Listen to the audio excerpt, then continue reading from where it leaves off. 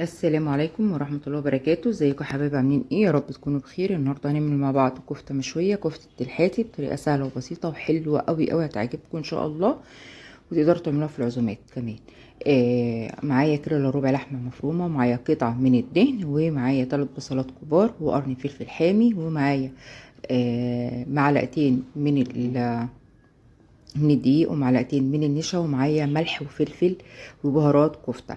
انا طبعا فرمت البصل وحشت الميه بعيد، وحطيت البصل مع اللحمه، وحطيت المكونات كلها مع بعض، الملح والفلفل والبهارات بتاعه الكفته. احط الكيس كله، وخلي بالكم من الملح، حطوا ملح رشه بسيطه خالص خالص خالص. وهحط هنا معلقه من البيكنج باودر. ولو مش عندك بيكنج باودر ممكن تحطي ربع معلقه صغيره من الكربوناتو. طبعا هنا عشان خاطر انعم المكونات كلها مع بعض. طبعا الحتت الحمرا دي ده القرن الفلفل الحامي اللي انا حطيته عشان يديني لون كده وطعم حلو سبايسي كده شويه. انا بفرمها شويه في الكبه، بديها فرمه وبغطيها واحطها في قلب الفريزر حوالي 10 دقايق. طبعا انا هحط ميه البصل، حطيت عليها معلقه من الكاتشب، وهحط معلقه من الزيت وهحط رشه بسيطه خالص خالص من الملح وفلفل اسمر. لو ما فيش كاتشب ممكن تحطي معلقه من الصلصه، او تفرمي او تبشري طماطمايه وتاخدي تبعدي التفلة عن العصير بتاعها. هاخد كده معلقتين كده على جنب بعيد، هقولك هنعمل بيهم ايه. ودلوقتي طبعا انا هحط اللحمة في الفريزر عبال ما تجمد شوية. هعمل سلطة الطحينة، معايا هنا طحينة ورشة من الكمون وحبة صغيرين من الملح ورشة من الفلفل الاسود. لو عايزة تحطي شطة حطي، بس انا في الوقت ده ما كانش عندي.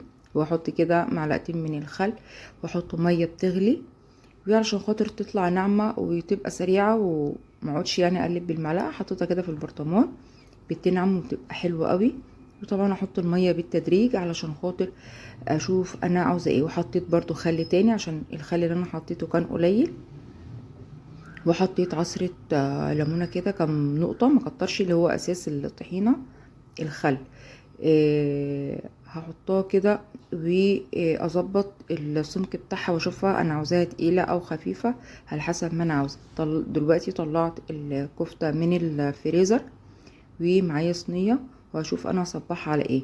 ممكن المسن بتاع السكاكين، او العصاية بتاعت الشيش طاووق، او بيبقى فيه عصاية بتيجي كده مدورة مع الطقم المعالق الخشب دي، مخلياها لتصبيع الكفتة. وممكن برضو الشرمو بتاع العصير البلاستيك ديت، بس بصراحة بتبقى يعني طرية، مش ماسكة نفسيها، بتبقى طرية كده بزيادة، فمش بتنجز بصراحة معايا. فهي العصاية الخشب دي بتبقى حلوة قوي بصراحة.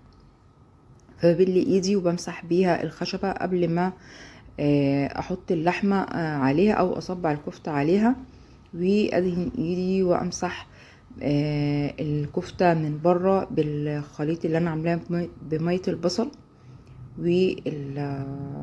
والطماطم كده والزيت.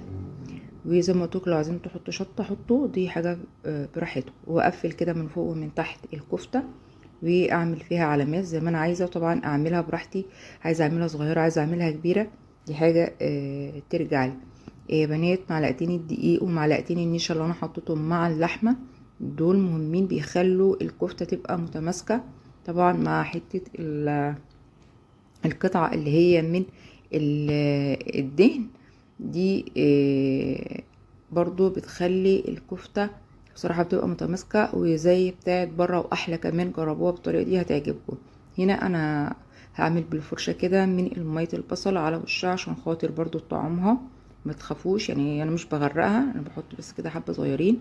وحطيتها في الفرن على نار عالية قوي، وحطيت الصينية من تحت. طبعا وانا بصبع الكفتة كنت مسخنة الفرن وخليها على نار عالية، وبحط الصينيه في الفرن من تحت. طبعا هي كانت نص سوا، وطلعتها برضو دهنتها معلقتين العصير اللي انا كنت حيشاهم بعيد في الطبق لوحديهم. وبسخن كده حته فحمه، وبحط عليها من طبعا السمنه اللي كانت في الصينيه والدهن اللي سايح من الكفته، وبحطها كده على الكفته وعلى الفحم قصدي. وبتبقى ريحتها حلوه قوي قوي. لو انتم مش حابين الفحم خلاص براحتكم. بصوا بقى الكفته، والله العظيم كانت طعمها حلو قوي قوي. مش عايزه اقول لكم يعني. انتوا عارفين اللحمه معموله ازاي، طبعا انا ما كنتش عارفه امسكها. بصوا الكفته عامله ازاي ولونها عامل ازاي. يا رب تجربوا الطريقه وتعجبكم، ويا رب لو عجبكم الفيديو تعملوا له لايك واشتراك وكومنت حلو. بصوا هنا بجد كانت وهم والله العظيم. وعشان خاطر تخلوا لونها كده بيلمع، تدهنوها بالسمنه اللي نازله في الصينيه اللي نازله منها يعني. وتقدروا تعملوها في العزومات وانتم مطمنين قوي قوي قوي. بصوا شكلها تحفة بجد. يا رب الفيديو النهاردة يكون خفيف وما كنتش طولت عليكم. واقول لكم السلام عليكم ورحمة الله وبركاته. كانت معاكم هدى عبد الحكيم.